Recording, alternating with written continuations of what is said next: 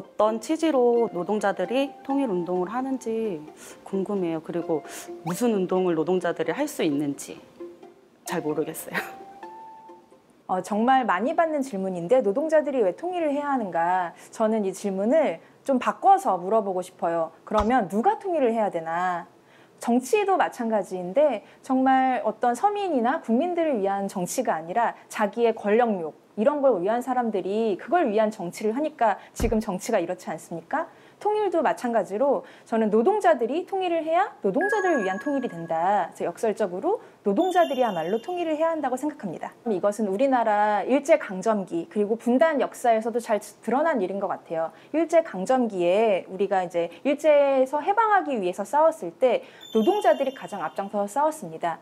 대표적인 게 이제 3.1운동 모두가 알고 계신데 이때 노동자들은 파업으로 함께 했습니다. 3월 8일의 경우에는 조선총독부에 일하던 노동자들이 그 인쇄소에서 일하던 노동자들이 200명 넘게 모여서 파업을 하고 시위를 하고 그리고 3월 9일부터는 서울, 그 당시에 서울에서 일하던 전차로 움직이던 노동자들이 파업을 해서 서울 시내의 전차가 많이 다니지 않게 되는 일이 있었다고 합니다. 노동자들이 일제강점기에서 벗어나서 해방을 통해서 만들고 싶은 세상이 있었기 때문에 가능한 일이었습니다. 노동자들이 원하는 세상 그리고 그걸 만들기 위한 것이 노동운동이잖아요.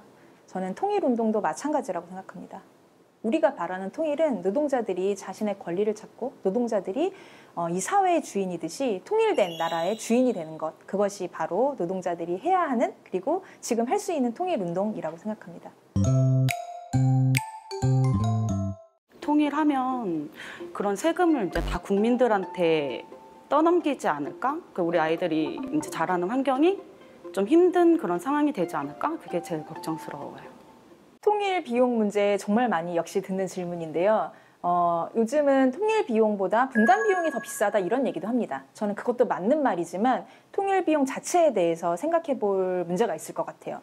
통일 비용이라는 게 뭔가 우리가 북한 주민들을 먹여 살려야 할 것 같고 그래서 내가 세금을 더 내야 될 것 같다 이런 얘기잖아요. 저는 사실 그렇지 않다. 통일 비용 논란은 어떻게 보면 가짜 논란이다. 왜냐하면 이것은 통일을 위해 우리가 돈을 더 내느냐 마느냐의 문제가 아니라 우리가 이미 내고 있는 세금 그리고 우리나라의 국가의 세금을 어느 방향에 쓸 것인가 통일에 쓸 것인가 통일을 위한 방향이 아닌 다른 방향에 쓸 것인가 하는 문제라고 생각합니다. 그러니까 예를 들면 2021년 통일부 예산이 1조 4,700억 원 정도 돼요. 그런데 반면에 국방부 예산이 52조 9천억 원입니다. 정말 비교가 안 되는 예산을 국방부에 쓰고 있어요.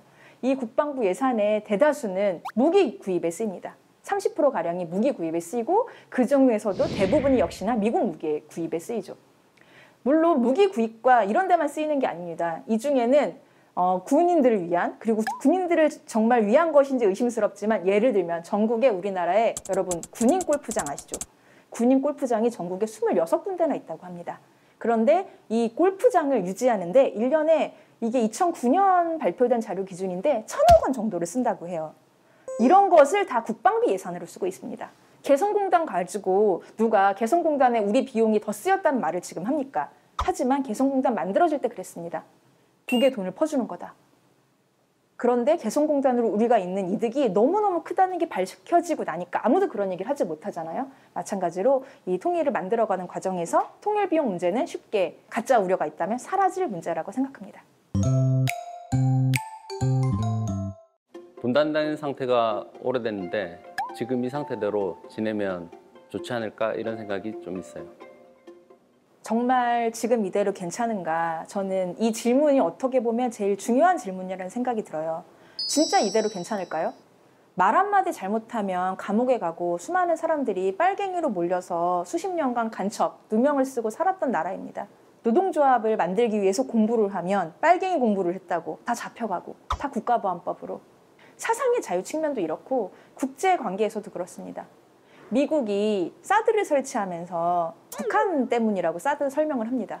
그런데 누구나 다 알죠. 사드는 중국을 견제하기 위한 무기입니다. 중국을 위한 무기를 우리나라에 설치하는데 한마디도 못하고 주민들도 반대하고 국민들이 반대하는데도 설치하는 나라. 이런 나라에 사는 것이 과연 평화로운가? 정말로 괜찮은 건가? 이런 생각을 해봐야 되고요. 역사 문제도 마찬가지입니다. 일본이 우리나라에 대해 식민 지배하고 일제 강점을 했던 것이 사라지지 않습니다. 초등학생들 통일 교육을 하면 그런 얘기 가장 많이 합니다. 남북이 함께 힘합치면 일본한테 당당히 얘기할 수 있어요.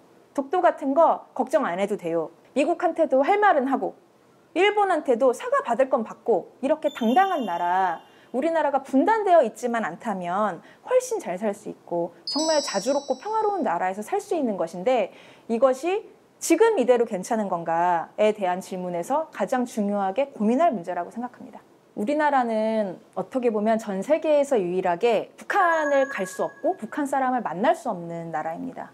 유명한 그 남북 탁구 단일팀의 주역이었던 현정화 선수가 그때 헤어지면서 이런 얘기를 했어요. 세상에 이런 이별이 어딨는가. 잘 지내, 편지 쓸게, 전화할게 라는 말도 못하고 얼굴도 알고 아는 사람이 되고 지인이 되고 싶은 사이여도 절대 우리는 만날 수가 없다. 노동자들의 통일운동도 마찬가지입니다. 서울에서 남북 노동자 통일 축구대회가 열렸었어요. 얼마 전에, 2년 전에.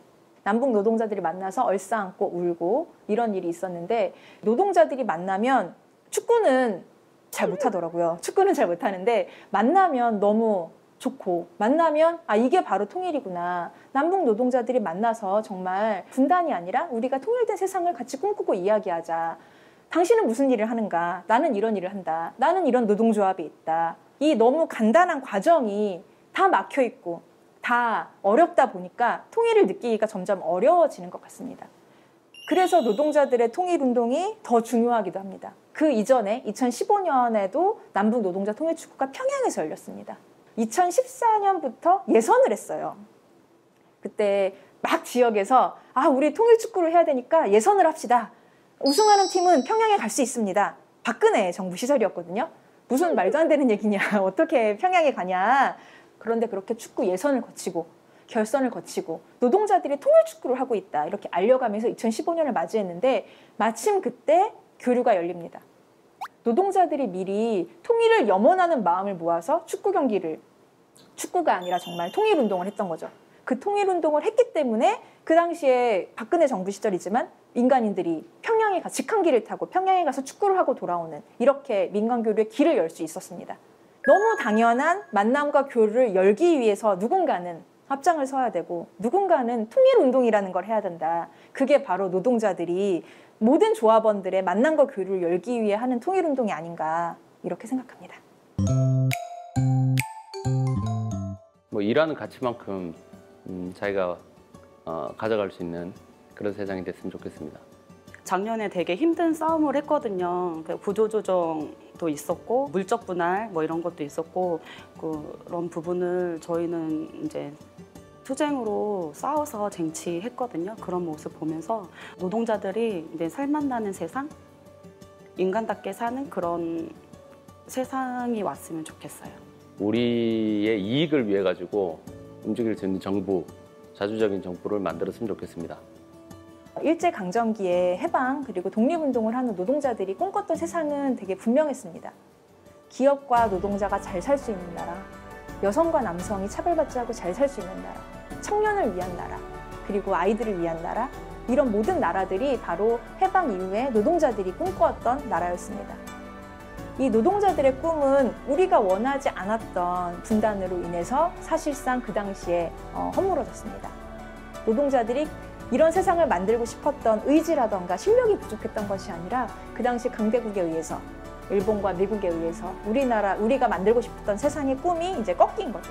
우리가 분단을 원하지 않았듯이 아니 정확히는 분단이 우리가 원하는 세상을 만들 길을 가로막았습니다. 이것을 바꾸는 운동, 이것을 바꾸는 투쟁, 그것이 바로 노동자들과 함께 해야 하는 우리의 통일운동이라고 생각합니다.